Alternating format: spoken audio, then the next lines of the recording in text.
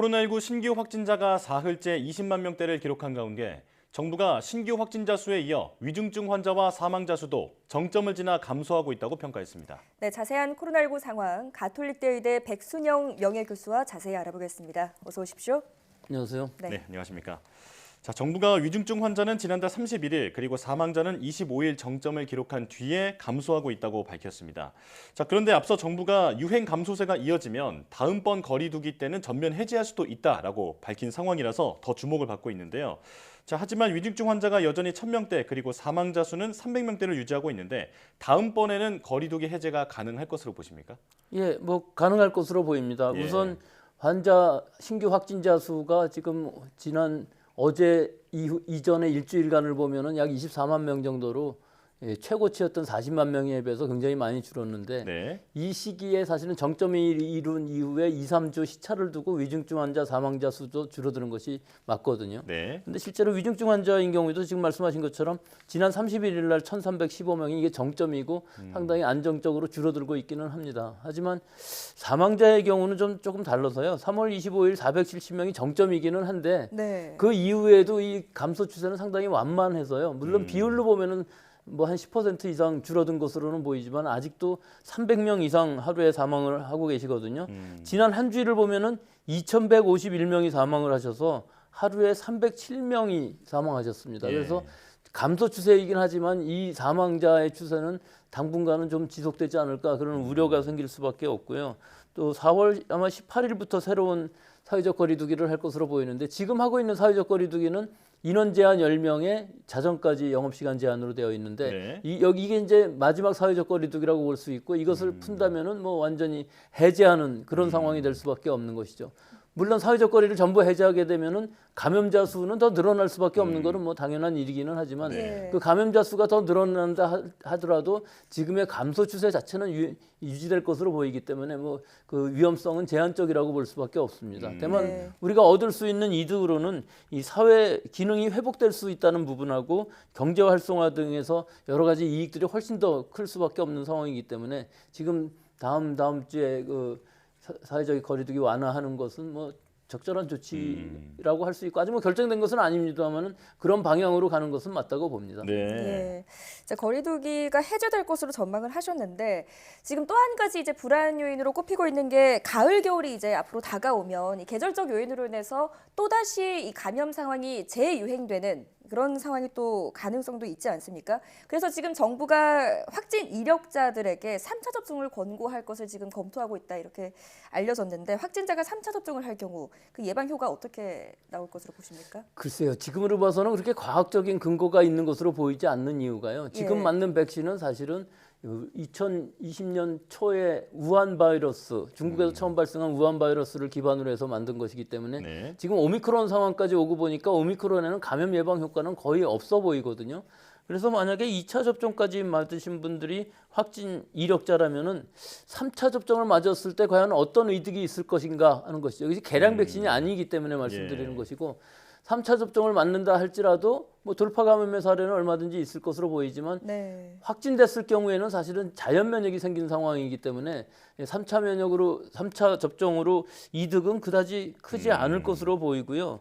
아마 가을 겨울 시기에 변이주가 나온다고 하더라도 그것이 코로나19 바이러스의 변이주라고 그러면 큰 위험은 없을 것으로 보여요. 근데 네. 완전히 오미크론처럼 뭐 새로운 계통의 변이주가 나온다면 면역 회피 기능이 있을 수가 있겠지만 뭐 지금으로서 예측은 할 수 없겠습니다만은 앞으로 당분간 뭐 적어도 5, 6개월 정도는 네. 예, 이 확진되신 분들은 3차 접종은 뭐 그다지 권고하지 않아도 되지 않나 자율적으로 맞으면 되지 않나 하는 것인데 문제는 이제 초고령층이라든지 기저질환이 깊으신 분들 같은 경우에는 항체가 자체가 이 mRNA 백신의 특징이 굉장히 빨리 떨어진다는 것을 의미하고 있기 때문에 예. 실제로 여러 가지 역학조사들에서도 그런 연구 결과들이 발표된 적이 있거든요. 예. 그래서 그런 분들은 오히려 좀 더 빨리 4차 접종을 시작한 것이 좋지 않았나. 그러면 이 오미크론 상황에서도 좀 더 감염되시는 분도 줄어들고 위중증으로 가는 것도 좀 더 막을 수 있었던 효과는 있지 않았었나 하는 것들이 좀 아쉬움은 남습니다만은 네. 뭐 지금 상황에서 확진이 많이 된 상황에서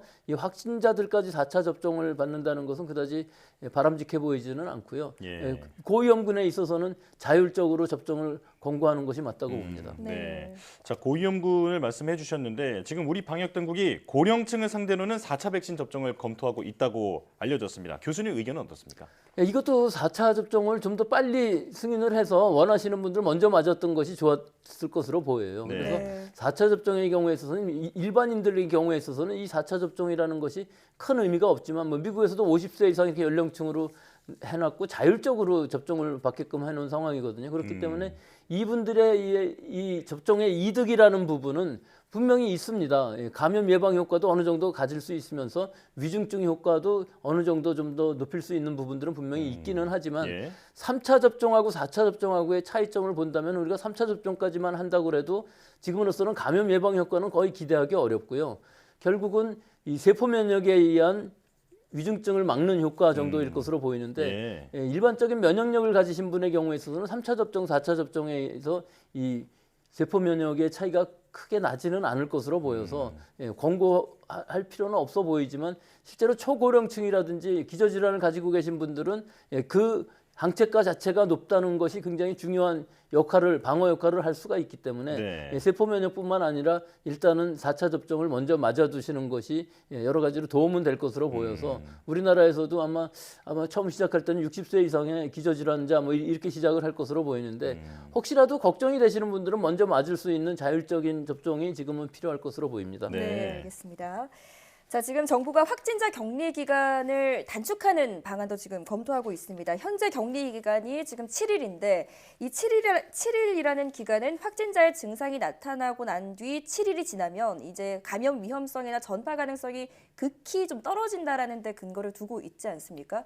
근데 지금 그 가능성이 줄어드는 것이지 아예 없어지는 건 또 아니잖아요. 만약에 이 기간을 단축했을 때 전파 가능성, 위험성 커지지 않을까요? 물론 커지겠죠. 네. 근데 우리가 지난 일을 생각해 보면은 격리 기간을 14일로 했을 때에도 14일 이후에도 감염성 있는 바이러스가 나온다는 연구 결과도 있었고요. 예. 지금 7일로 해놓은 상황에서도 우리 방역 당국에서 한 여러 가지 연구 결과들을 보면은 8일까지도 감염성 바이러스가 배출된다는 연구 결과도 있었거든요. 결국은 대부분의 사람들은 7일 정도 지나면은 감염성이 없어지겠지만 7일이 지나도 얼마든지 다른 사람한테 전파시킬 수 있는 확진자들이 있을 수 있는 것이거든요. 그래서 이런 부분들은 결국은 전체를 어떻게 막을 수 있느냐, 다 막느냐 하는 부분이 아니라 일부가 좀 감염을 시킨다 할지라도 전체적인 상황들을 좀 이해를 하고서 오미크론 유행에 맞게끔 방역 정책을 만들어야 된다는 부분이죠. 그래서 만약에 5일로 줄인다 그러면은 5일 이후에 감염성이 있는 바이러스가 얼마든지 지역사회에 퍼질 가능성이 없는 것은 아니지만 그 유행의 규모를 크게 할 만큼 그렇게 심각한 상황은 아닐 것으로 보여서 결국은 이 부분도 5일로 줄인다 그러면은 전체적으로 유행 규모는 그다지 크게 영향을 주지 않으면서 실제로 우리 사회 기능에 있어서는 굉장히 중요한 역할을 할 수가 있고 도움이 될 수가 있고 더구나 경제 생활을 하는 데 있어서도 경제 활성화 면에서 보면은 이 5일이라는 것이 굉장히 큰 역할을 할 수가 있을 것으로 보이고요. 이것이 좀 더 지나가게 되면은 5일 의무가 아니라 5일 권고가 될 수 있습니다. 5일 권고에서 조금 더 가서 엔데믹 상황이 된다면은 이런 5일 권고 자체가 없어지고 자율적으로 집에서 요양하면서 증상이 나아지면은 밖에 나가는 이런 상황이 되면은 이것이 이제 엔데믹 상황으로 간 상황이라고 볼 수가 있지만 아마 거기까지 가는 데는 상당히 시간이 걸릴 것으로 보이고요. 아직까지는 그것이 언제쯤 될 것인지 예상하기는 어렵지만 아마 한 가을 이후가 되면은 충분히 그런 상황이 되지 않을까 좀 개인적으로 예측을 해봅니다. 자, 현 상황에 맞게 조치를 하는 건 자연스러운 일이다. 이렇게 정리하겠습니다. 자, 여기까지 듣겠습니다. 코로나19 브리핑 가톨릭대 의대 백순영 명예교수와 함께했습니다. 고맙습니다.